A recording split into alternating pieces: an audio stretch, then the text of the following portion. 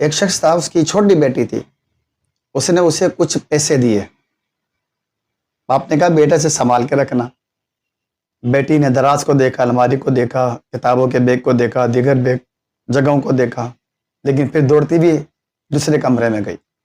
باپ بھی حیران پریشان تھا، وہ بھی پیچھے پیچھے گیا تو دیکھا کہ بچی قرآن کو اتار رہی، قرآن پاک کے اندر رکھ کر واپسی قرآن کو رکھ دیا، یعنی پیسوں کو قرآن پاک کے اندر چھپایا.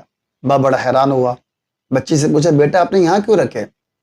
تو بیٹی نے جواب دیا، بچی نے جواب دیا کہ ابا جان بات یہ ہے کہ دراز ہر ایک کھولتا ہے، الماری بھی کھول لیتے ہیں، کتابیں وغیرہ دیگر ہیں، بیگ وغیرہ ان کے اندر بھی لوگ کے ہاتھ جاتے ہیں، لیکن یہ ایک کتاب ایسی ہے کہ میں دیکھتی ہوں کہ یہ بہت کم اس پر کوئی ہاتھ لگاتا ہے، کبھی کبھی اس کو کوئی دیکھتا ہے، تو یہاں زیادہ محفوظ رہیں گے. تو بات سمجھ آئی میرے پیارے سامعین کرام کہ گویا یہ پیغام ہے بچی کی طرف سے، اور یہ ہمیں جھنجھوڑنے کے لیے کافی ہے. اس بچی نے اپنے باپ کو جھنجھوڑ کر رکھ دیا، باپ بڑا پشیمان ہوا، اس کی شرم سے ندامت سے آنکھیں نیچی ہو گئی.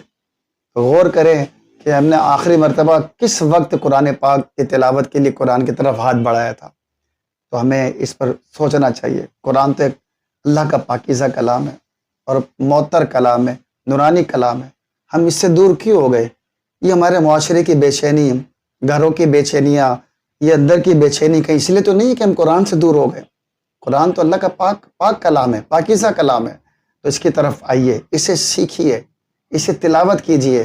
دنیا کی واحد کتاب ہے کہ اسے دیکھنا بھی ثواب، اسے چھونا بھی ثواب، اور اسے بغیر چھوئے اور بغیر وضو کے بھی پڑھیں، تلاوت کریں تو بھی ثواب.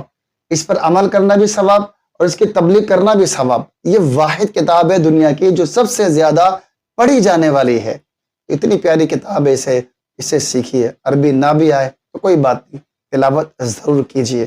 گھر سے اس وقت تک مت نکلیں جب تک کہ قرآن پاک کی کچھ آیات ذہن نصیب ترتیب کے ساتھ تلاوت نہ کر لیں، گھر سے ہم باہر نہ نکلیں. تو اللہ ہمیں قرآن کی سچی محبت نصیب فرمائے اور قرآن کو ہمارے دلوں میں بسا دے اور قرآن کا ہمیں سچا عامل بنا دے. صلو علی الحبیب.